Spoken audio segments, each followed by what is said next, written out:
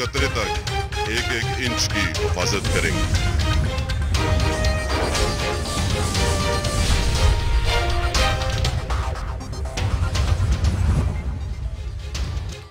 आप देख रहे हैं खबरों, तबसरों और तज्जियात पर मबनी पाकिस्तान का सबसे मोतबर न्यूज शो दुनिया, कामरान खान के साथ। अस्सलाम वालेकुम, मैं हूं कामरान खान। वजीर आजम जनाब नवाज शरीफ आज कराची आए, कई घंटे रहे, दो पैगाम दे गए। एक MQM को कि कराची ऑपरेशन हर सूरत में जारी रहेगा, और दूसरा हुक्मरान पीपल्स पार्टी को कि करप्शन के खिलाफ विफाकी इदारों की कार्रवाई रुकेगी नहीं। वज़ीर आज़म कराची में अमन अमान की सूरत हाल पर इजलास की सदारत करेंगे। इनको भी नहीं छोड़ेंगे इंशाअल्लाह। क्रिमिनल्स के खिलाफ ये सारा ऑपरेशन है, ये किसी पार्टी के खिलाफ नहीं है। बिजली के मसले को हमने ठीक करना है। अहम दौरा था, लेकिन उसकी सबसे ज़्यादा वो अहमियत नहीं जिसकी सिर्फ खबरें आ रही हैं, यानी कि कराची के लॉ एंड ऑर्डर के हवाले से इजलास की सदारत और इस हवाले से उनके कलमात। उससे ज़्यादा अहमियत की बात वो थी जो सबसे पहले उन्होंने की, यानी कि कराची में कैनप पर पाकिस्तान के बहुत बड़े न्यूक्लियर पावर प्लांट का इफ्तिताह किया। पाकिस्तान के सबसे बड़े न्यूक्लियर पावर प्लांट का इफ्तिताह, और उसकी आज उस हवाले से जनाब नवाज शरीफ की सबसे अहम मसरूफियत थी। इससे पहले कराची के इस प्लांट का, जिसको अब K2 कहते हैं, कि इसका संग बुनियाद जनाब नवाज शरीफ ने ही रखा था सन 2014 में, और आज बाकायदा इसकी तामीरात का आगाज़ होगा। और इस सिलसिले में जनाब नवाज शरीफ ने आज इसका बाकायदा इफ्तिताह किया है। ये पाकिस्तान में तवानाई के हवाले से और जौहरी तवानाई के हवाले से एक बहुत अहम मंसूबा है। 1100 मेगावाट बिजली ये देगा। चीन की मदद से ये मंसूबा तैयार किया जा रहा है, और कराची के साहिली इलाके के करीब इस मंसूबे का बाकायदा इफ्तिताह आज जनाब नवाज शरीफ ने किया, और ये ही आज उनकी सबसे अहम मसरूफियत थी। लेकिन टेलीविज़न के ऑडियंस के लिए, नाजरीन के लिए और कराची वालों के लिए अहमियत सबसे ज़्यादा थी उनकी वो मसरूफियत जो गवर्नर्स हाउस में हुई, जहाँ पर आज जनाब नवाज शरीफ ने लॉ एंड ऑर्डर के हवाले से एक बड़े इजलास की सदारत की। सिंध के गवर्नर जनाब इशरतुल इबाद और सिंध के वज़ीर आला जनाब सैयद कायम अली शाह इस इजलास में मौजूद थे, मगर सबसे अहम गुफ्तगू थी डायरेक्टर जनरल रेंजर्स जनाब मेजर जनरल बिलाल की, जिन्होंने एक तफसील से यहाँ की सूरत हाल के बारे में वज़ीर आज़म को आगाह किया। और उनकी सबसे बड़ा गिला ये था कि मुल्ज़िमान तो पकड़े जाते हैं और वो छोड़ दिए जाते हैं। लुब्बे लुबाब आज के इजलास का ये था, और जो कि बराह रास्त पैगाम था मुत्तहिदा कौमी मूवमेंट के हवाले से। किसी अंदाज में भी रेंजर्स और दूसरे जो विफाकी इदारे यहाँ पे और पुलिस कार्रवाइयाँ कर रही है, उस ऑपरेशन को हर सूरत में जारी रखा जाएगा। इसी दौरान पाकिस्तान पीपल्स पार्टी जिसकी हुकूमत सिंध में है, उसका गिला कुछ और है। उसका गिला ये है कि करप्शन की तहकीकात और ख़ास तौर पर सूबाई महकमों में करप्शन की तहकीकात जिस तरह से FIA और NAB कर रही है, इसको रोका जाए। सैयद कायम अली शाह वज़ीर आला का बार बार ये इसरार था कि ये करप्शन के खिलाफ तहकीकात हम खुद कर लेंगे, मगर फ़िलहाल सिंध हुकूमत के खिलाफ जो करप्शन की इंसदाद करप्शन के एक्शन ले रही है NAB और FIA, इसको रोका जाए। वज़ीर आज़म जनाब नवाज शरीफ ने इत्तलात के मुताबिक इस बात को टाल दिया, मगर इनसाइड सोर्सेज हमें कहती हैं कि इस हवाले से कोई इस कार्रवाई को रोकने की या इस कार्रवाई को मोड़ने की या इसको नर्म करने की हिदायत ना NAB को जारी की गई है ना FIA को जारी की गई हैं। लुब्बे लुबाब ये है कि दोनों चीज़ें एक साथ चलती रहेंगी। ऑपरेशन भी चलेगा, MQM माने या ना माने, खुश हो या गुस्से में आ जाए, और इंसदाद करप्शन के खिलाफ कार्रवाई भी चलेगी। सैयद कायम अली शाह, पाकिस्तान पीपल्स पार्टी खुश हो या रूठ जाए, लेकिन इसके असरात भी सामने आने शुरू हो गए हैं। जनाब नवाज शरीफ ने आज इस हवाले से गैर मुबहिम बात की। गैर मुबहिम उन्होंने ऐलान किया कि कराची ऑपरेशन तो किसी भी सूरत में नहीं रुकेगा। हमारी आज यहाँ पे मीटिंग हुई थी इसकी जो लॉ एंड ऑर्डर पे, और उसमें हमने जो है वो ये बिल्कुल क्लियरली ये फैसले किए हैं कि कराची ऑपरेशन जब तक कि कराची हर किस्म के क्राइम से पाक नहीं हो जाता, कराची ऑपरेशन जो है वो बंद नहीं किया जाएगा। इसमें गैर मुहिम जो पैगाम है उसे मुत्तहिदा कौमी मूवमेंट बिल्कुल भांप गई। उसका ख्याल था कि आज जब जनाब नवाज शरीफ यहाँ आएंगे हो सकता है कि MQM के लोगों को बुलाया जाए, उनकी मुलाकात हो वज़ीर आज़म से, या जो शिकायत और मुतालबात MQM ने सामने रखे हैं उसका जिक्र जनाब नवाज शरीफ करें। लेकिन जनाब नवाज शरीफ ने तो बराह रास्त ये बात किया कि ऑपरेशन के हवाले से किसी किस्म का कोई कॉम्प्रोमाइज़ नहीं होगा। MQM समझ गई कि ये पैगाम क्या है और इसीलिए MQM आज वज़ीर आज़म के इस दौरे पे साफ नाराज नजर आई।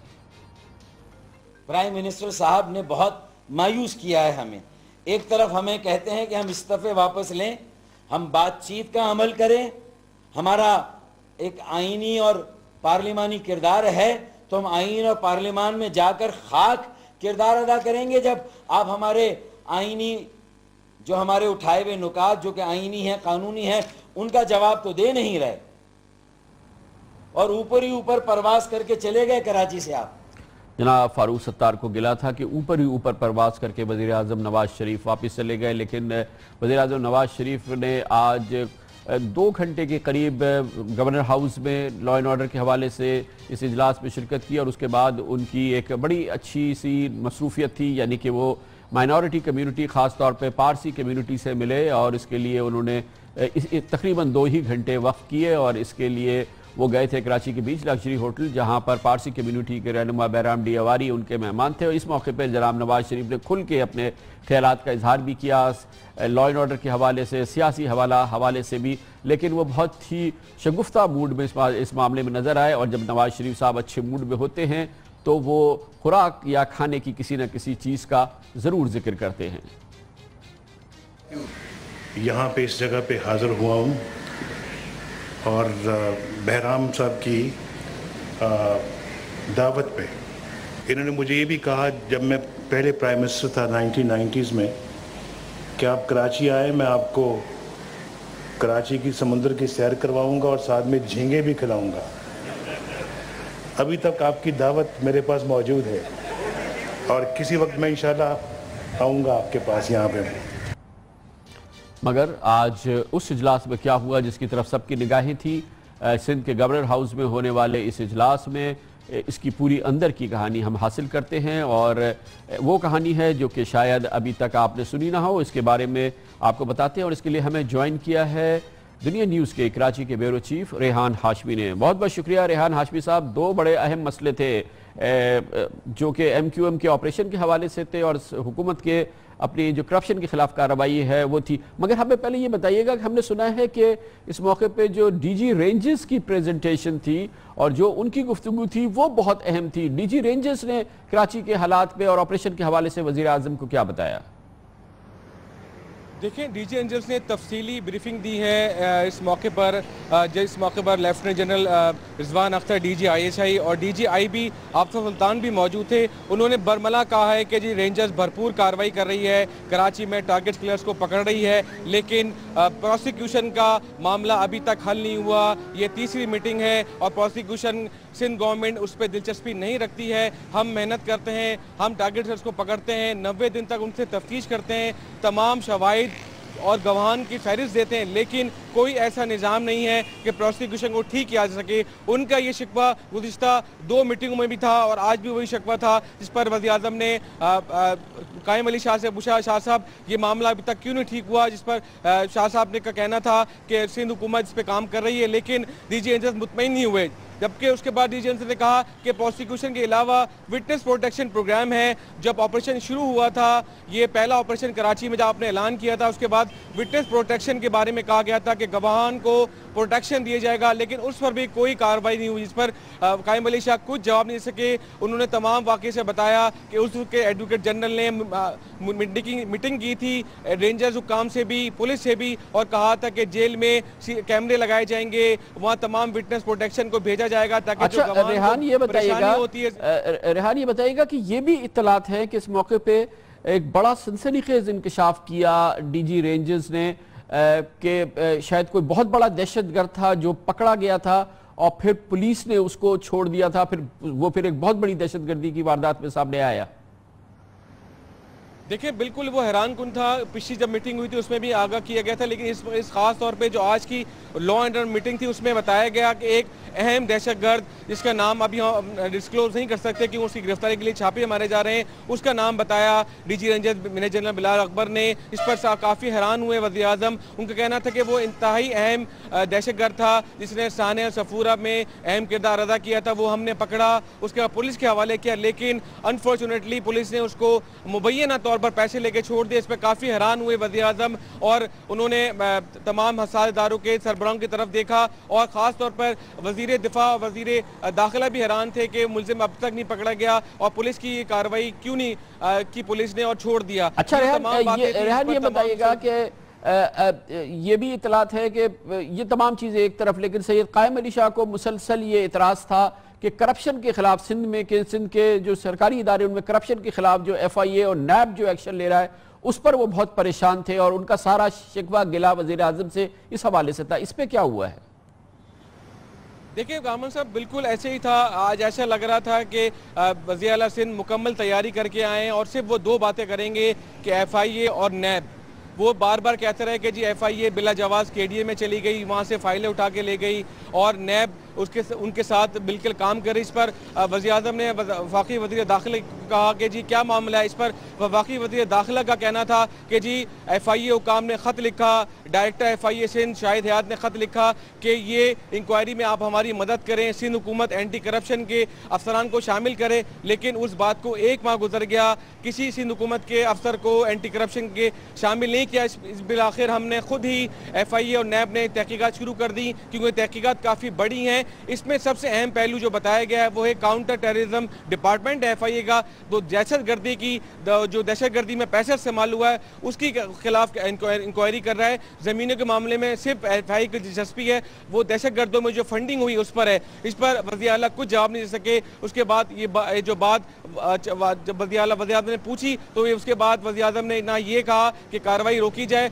बल्कि वज़ीर आज़म खामोश हो गए। जिसके बाद ये मैसेज गया वज़ीर आला सिंध को कि FIA NAB उसी तरह काम करती रहेगी जिस तरह पहले करती रही। अच्छा रेहान, ये एक और मामला यहाँ पर जिसमें करप्शन की बात हो रही है, वो CCTV कैमरास कराची की शाहराहों पे लगे और इस हवाले से बहुत इससे पहले जब लगे थे उस पर भी अरबों रुपए की करप्शन की बात हुई थी और सुना एक बार फिर ये कोशिश हो रही है। और ये मामला इसलिए ज़्यादा उजागर हुआ कि जब रशीद गोडियल पे अटैक हुआ तो CCTV कैमरास तो थे लेकिन उनकी फुटेज इतनी ख़राब है कि वो उससे कोई मदद नहीं मिल रही और शायद ये मामला फिर दोबारा सामने आया CCTV कैमरास के हवाले से आज इस मीटिंग में। देखिए कामरान साहब, आज वज़ीर आज़म बड़े अच्छे मूड में थे। हैरान कुन तौर पर कराची के उस मामला को उन्होंने ज़ेरे बहस लाए जो कराची की सबसे अहम ज़रूरत है। CCTV कैमरे के बारे में वज़ीर आज़म उस वक्त हैरान हुए जब तहकीकाती इदारों की जानिब से उन्हें ये पता चला कि सिंध पुलिस ने 1 अरब रुपए से ज़ायद का ठेका ऐसे शख्स को दे दिया जिसका नाम सनाउल्लाह है और वो तहकीकाती इदारों की तहवील में है करप्शन के इल्ज़ाम में। वज़ीर आज़म हैरान हुए कि ऐसे शख्स को ठेका दिया गया है जिसने कराची में CCTV कैमरे लगाने थे, लेकिन वो करप्शन का बेताज बादशाह है। और जिस पर IG सिंध से उन्होंने पूछा अगर CCTV कैमरे ऐसे शख्स से लगाए जा रहे हैं जो खुद करप्ट है तो सिंध पुलिस किस तरह काम करेगी। तो IG सिंध कुछ जवाब नहीं दे सके और वज़ीर आला ने गौर से IG सिंध की तरफ देखा, लेकिन IG सिंध भी बेबस थे क्योंकि वो बातें सच हैं। कराची में जो 80 करोड़ रुपए के कैमरे लगाने थे उस वक्त के अच्छी शोहरत के अफसरान ने कहा था कि जी इस ठेका सनाउल्लाह को नहीं दिया जाए, लेकिन सिंध पुलिस के आला अफसरान ने जो मौजूदा IG सिंध ने उनके दौर में वही ठेका उसी शख्स को दिया गया जो करप्शन के इल्जाम में आजकल तहकीकाती इदारों में ना ही कैमरे लगे। और सबसे हैरान कुन कामरान साहब बात यह है कि उस सनाउल्लाह शख्स को 20 करोड़ रुपए एडवांस के तौर पे दिए गए और कहा गया था कराची को बैनुल-अक़वामी तर्ज का कैमरे लगाए जाएंगे। लेकिन आपने रशीद गुडियल का वाकया देखा, पुलिस मिन्नतें समाजत कर रही है उन बेंगलोर के शहरियों से जो रहते हैं कि बराए मेहरबानी CCTV कैमरे दिए जाए, हमें CCTV कैमरे की फुटेज दी जाए। और जो फुटेज मिली वो बेकार थी। सब बैनुल-अक़वामी सिटी है कराची, मिनी पाकिस्तान है।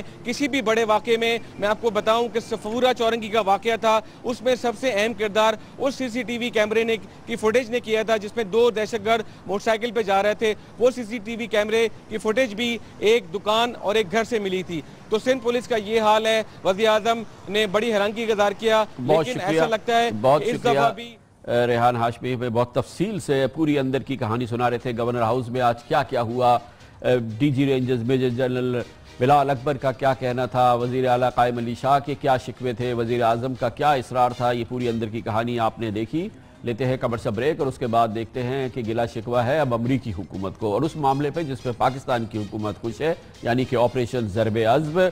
लेकिन शिमाली वज़ीरिस्तान में अमरीकी हुकूमत को गिला है कि हक्कानी नेटवर्क के खिलाफ कार्रवाई नहीं की गई है, लेकिन अब अमेरिका इस सिलसिले में अपना जोर इस्तेमाल करना चाहता है और अपना असर इस्तेमाल करना चाहता है पाकिस्तान पर और पाकिस्तान की फौज पर। बहुत अहम और नाजुक मामला है, इस पर बात करेंगे कमर्शियल ब्रेक के बाद।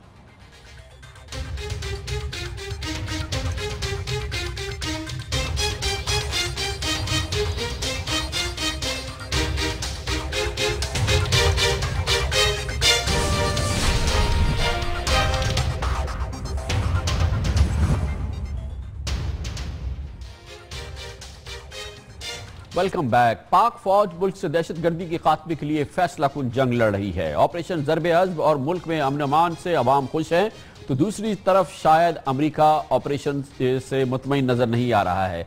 ताज़ा तरीन इतलात के मुताबिक अमरीकी महकमा दिफा की जानिब से वाशिंगटन में पाकिस्तानी हुक्काम से कहा गया है कि कोलिशन सपोर्ट फंड की अदायगी के लिए अब कांग्रेस को ये इत्मीनान दिलाना मुश्किल हो गया है कि पाकिस्तान ऑपरेशन ज़रबे अज़्ब के दौरान हक्कानी नेटवर्क के खिलाफ भरपूर कार्रवाई कर रहा है। अमेरिका का इल्ज़ाम इस मौक़िफ़ पर मबनी है कि इस वक्त ये बात इस वक्त यकीनी है कि जब अफगान के इस मौके पर जबकि पाकिस्तान ऑपरेशन ज़रबे अज़्ब कर रहा है और शुमाली वज़ीरिस्तान में भरपूर कार्रवाई कर रहा है, तो उस कार्रवाई का मरकज़ जो है वो हक्कानी नेटवर्क नहीं है और अमेरिका को मकसद जो है और उसका मतलब जो है वो सिर्फ हक्कानी नेटवर्क से है। वो चाहता है कि किसी और के खिलाफ कार्रवाई हो ना हो, लेकिन हक्कानी नेटवर्क के खिलाफ कार्रवाई ज़रूर होनी चाहिए। लेकिन पाकिस्तान की जानिब से बारहा ये कहा गया है कि हर तरह के उस ग्रुप या शख्स के खिलाफ कार्रवाई हो रही है जो दहशतगर्दी में मुलव्विस है। इस सिलसिले में पाकिस्तान की जानिब से ये भी कहा गया है कि ये कार्रवाई में किसी भी सूरत में हक्कानी नेटवर्क या किसी भी नेटवर्क को अब्जॉल्व नहीं किया गया है, लेकिन अमेरिका अपनी फाइनेंशियल मसल को यूज करना चाहता है और कोएलिशन सपोर्ट फंड इसकी एक बहुत बड़ी जरिया है। इस सिलसिले में गुज़िश्ता जुलाई को ही पाकिस्तान को कोएलिशन सपोर्ट फंड की मद में तकरीबन 33 करोड़ 70 लाख डॉलर मौसूल हुए थे, जो कि पाकिस्तानी मईशत के हवाले से और पाकिस्तान के जो फॉरेन एक्सचेंज रिजर्व्स हैं स्टेट बैंक ऑफ पाकिस्तान में, उसके लिए ये एक बड़ी मदद होती है। आइंदा पाकिस्तान को कोएलिशन सपोर्ट फंड जो कि दिसंबर में जारी होगा, उसके लिए ज़रूरी है कि अमरीकी महकमा दिफा बाकायदा कांग्रेस को बताए कि पाकिस्तान उनकी तवक्कुआत पे पूरा उतर रहा है, और अगर वो नहीं कहेंगे कि तवक्कुआत पे पूरा नहीं उतर रहा तो दिसंबर में जो पाकिस्तान को किस्त मिलने वाली है तकरीबन 33 करोड़ डॉलर की ही, तो वो पाकिस्तान को नहीं मिलेगी। मगर ये उस वक्त किया गया है और पाकिस्तान को इस सिलसिले में होशियार उस वक्त किया गया है जब पाकिस्तान की जानिब से अमेरिका के दो बहुत अहम दौरे होने वाले हैं। एक वज़ीर आज़म जनाब नवाज शरीफ अमेरिका के सरकारी दौरे पर अक्टूबर में जाने वाले हैं, जबकि नवंबर में chief of army staff general Raheel Sharif America के एक बड़े दौरे पे नवंबर में जाएंगे। लेकिन मजमूई तौर पे अमेरिकी हुकूमत, अमेरिकी मीडिया ऑपरेशन ज़रबे अज़्ब के जो मुकम्मल असरात हैं उसको सराहा भी चुका है और उस पर अपने इत्मीनान का भी इज़हार कर चुका है, लेकिन एक बार फिर घूम फिर के मामला हक्कानी नेटवर्क पर ही आता है और हक्कानी नेटवर्क के हवाले से अमेरिकी हुकूमत की शिकायत जो हैं वो पहले सरकारी सतह पर, सिफारती सतह पर और फौजी सतह तक पहुंच रही थी, लेकिन अब ये मीडिया के जरिए से भी पहुंचाई गई हैं। इसी दौरान पाकिस्तानी फौज ने पिछले 4 दिनों के दौरान शुमाली वज़ीरिस्तान में भरपूर कार्रवाइयाँ की हैं और इस कार्रवाइयों में कुल मिला के तकरीबन 143 दहशतगर्द मारे गए हैं। ये कार्रवाइयाँ आज भी हुई और फदाई हमलों में तकरीबन 43 दहशतगर्द मारे गए। कल इस किस्म की कार्रवाई में 25 दहशतगर्दों को शुमाली वज़ीरिस्तान में ही हलाक किया गया था और शवाल और गर्बलाई में परसों भी कार्रवाई हुई थी जिसमें 40 दहशतगर्दों को हलाक किया गया था, जबकि 17 अगस्त को ज़बरदस्त कार्रवाई में 65 दहशतगर्द मारे गए थे। भरपूर कार्रवाइयाँ हो रही है शुमाली वज़ीरिस्तान में दहशतगर्दों के खिलाफ और ये उसी वक्त इसकी ज़्यादा इत्तलात सामने आई हैं जब दूसरी जानिब से ये इत्तलात सामने आई कि अमरीकी हुकूमत मुकम्मल तौर पर मुतमईन नहीं है शुमाली वज़ीरिस्तान में जो कार्रवाइयाँ हो रही है, इस हवाले से बकौल उनके कि हक्कानी नेटवर्क के खिलाफ कार्रवाई नहीं हो रही है। इस पूरी सूरत हाल पर बात करेंगे और इसके लिए हमें ज्वाइन किया है दुनिया न्यूज़ के चीफ सिक्योरिटी कॉरेस्पॉन्डेंट जनाब वजाहत खान ने। बहुत बहुत शुक्रिया वजाहत साहब।